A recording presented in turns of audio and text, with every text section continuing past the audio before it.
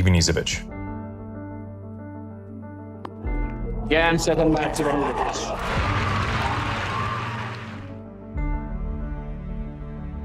1992.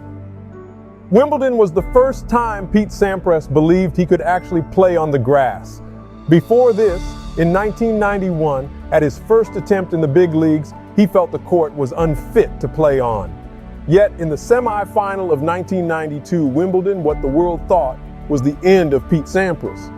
The world had not seen the last of him. Before we have any discussion on who is the GOAT of tennis, this man right here ruled the tennis court for almost a decade. We call it the Sampras Era. Pete Sampras's reign shaped the way tennis would be played after him. Yet the rise to tennis royalty was never that easy. He often used to say, "I've worked hard my whole life since I was a little kid." But where did the dream start? Pete Sampras, more rarely known as Peter Sampras, was born on August 12, 1971 in Washington, D.C. Sampras started playing tennis when his family moved to Southern California in 1978. He was only 7 years old when he chose his fate. Even before this, at age 3, Sampras found a tennis racket in his house basement. He spent hours hitting balls against the wall. Sampras showed exceptional talent for the sport very early on. Like any supportive parent, they enlisted Robert Lansdrop and Dr. Peter Fisher, a pediatrician turned amateur tennis player, to coach their son. Peter Fisher was never a coach, yet he successfully trained him to reach the top ranks of American juniors. Sampras idolized Rod Laver, a former Australian tennis player. He even played tennis with legend. At the age of 14, his coach Fisher and Sampras decided to change the baseline style of play. He went from a two-handed backhand to a serve and volley game. Changing his baseline style of play came as a struggle. Sampras was initially unable to grasp the technique. He practiced until the technique became him. Sampras made his first professional debut in 1988. After that, he made steady progress, but not great. It was only until the 1990 U.S. Open that Sampras marked his arrival on the tennis court. In the U.S. Open, he defeated Andre Agassi, who later became his primary rival throughout his reign as the tennis king. At the young age of 19, Sampras became the tournament's youngest men's singles champion. After this, Pete Sampras was unstoppable.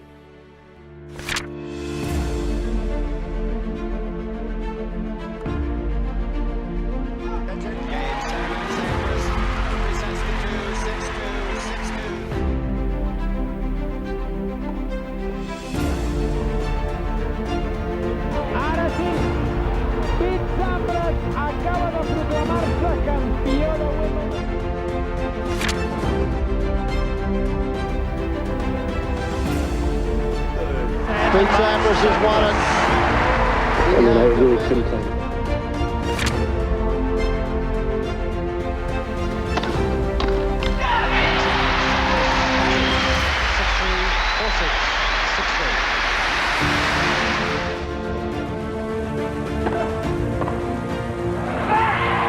It's a three-peat.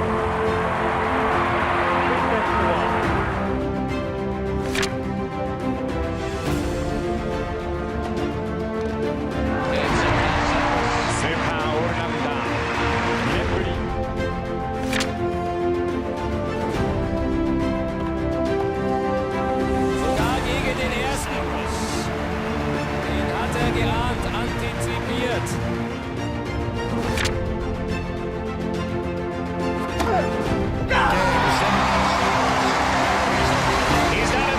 His sixth Wimbledon title.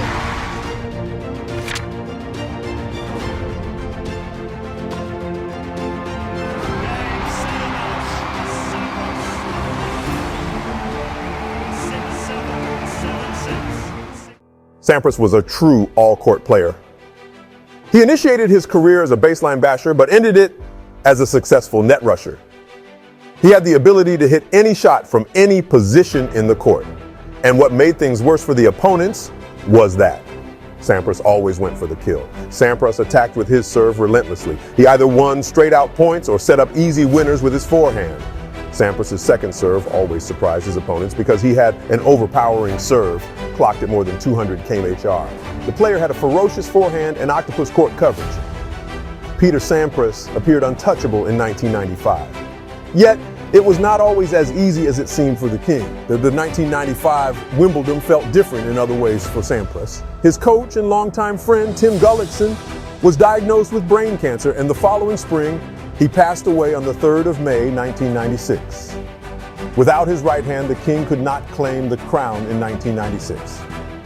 The stumble on the way to greatness greatly affected morale, but Sampras returned even stronger in 1997. Throughout his career, Sampras broke to the top spot in the Association of Tennis Professionals rankings in 1993 and remained there through 1998. During that time, he won 11 major titles and was a member of the U.S. team that won the 1995 Davis Cup. Despite a successful journey, Sampras made history in 2000 against Rafa. He played phenomenally, winning 6 of the 7 remaining points and never looking back. Pete's parents, Sammy and Georgia, who flew for the first to Wimbledon, watched their son inches closer to making history. Sampras made records with 53 wins in 8 years. He made his 13th Champions title at the 7th ever Wimbledon. Pete Sampras retired at 31 in 2003, leaving behind a legacy for many to follow. Looking back, Pete Sampras was a very athletic child from a very young age. He made to the top 100 in the world rankings in just 1 year of professional tennis. Sampras believes much of his success came because of his longtime coach and friend, Tim Gullickson. Pete Sampras is now 51 years of age and lives with his wife, Bridget Wilson, and 2 children, Christian Charles Sampras and Ryan Nicolao Sampras. Sampras married American actress and former Miss Teen USA, Bridget Wilson. They now live in Lake Sherwood, California. Roger Federer is the only one to surpass the undefeated title of Pete Sampras.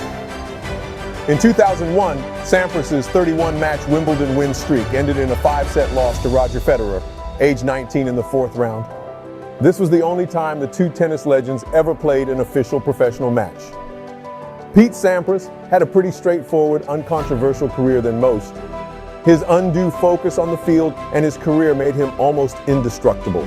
Sampras used only 1 racket his entire professional career, the Wilson Pro Staff Original. Yet, it was not the racket that powered his killer serve that blasted at an unnerving speed of 120 miles per hour. It was his hard work to develop an unusual style of serve and volley. The power in his forehand and playing style was considered the best of all time. Pete Sampras' legacy changed the way tennis was played. He remains one of the greatest, most influential players in tennis. Just as Pete Sampras followed his hero Rod Laver, Sampras became a hero to many new upcoming tennis players, even today. This was the motivational success story of Pete Sampras that inspired many to follow their dreams. Just like Pete said, "I did it my way, and I have no regrets when I look back." Just do it your way and become the next Pete Sampras. Subscribe and follow for more motivational stories.